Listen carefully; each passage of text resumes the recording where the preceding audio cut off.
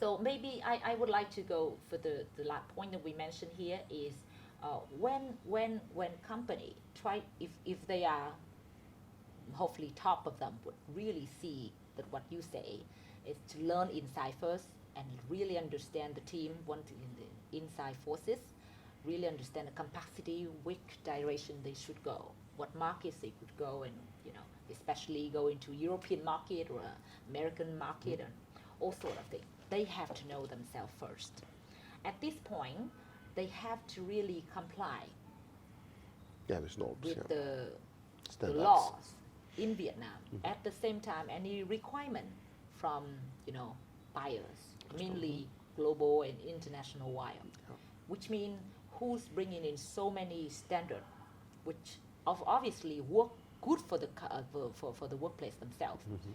The standard and requirement, mostly in code of conduct or requirement for purchasing, saying that you have to comply with different standards on environment, for social, which means workers and customer, and then governance. Even governance have to require, because governance bring everything in the table, right?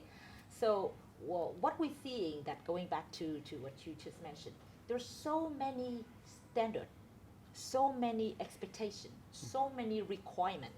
And going back to the fact that if you have so many books in front of you, how you can pick one and make sure that your whole team really learn one book together and make sure they know each other by digesting the book, and then customize it and then bring it in the knowledge that you can win almost every cases, or really make sure that all the buyer happy.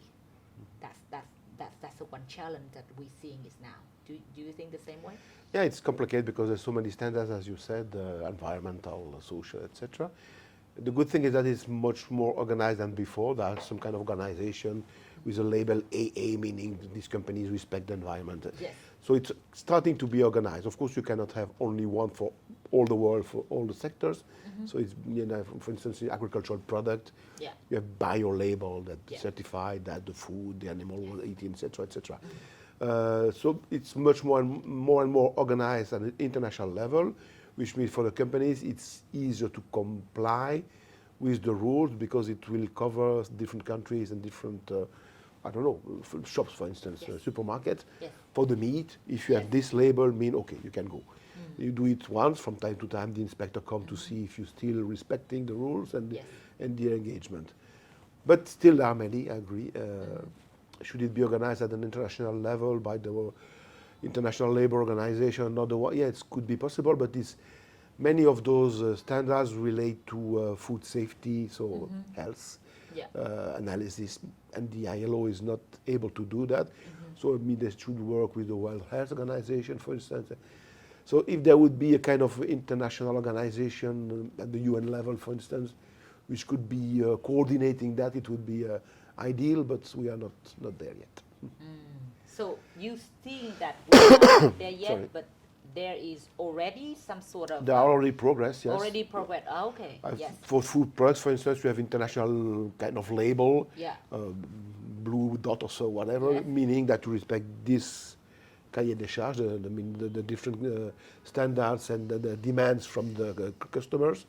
And this organization check in the company if it's done. And then you have this blue label, let's say, if it cannot be another color, of course, but I say blue label, which allow you to export your products in all the shops and markets which are in the organization. So you don't have to do it for each company, each shop in each market.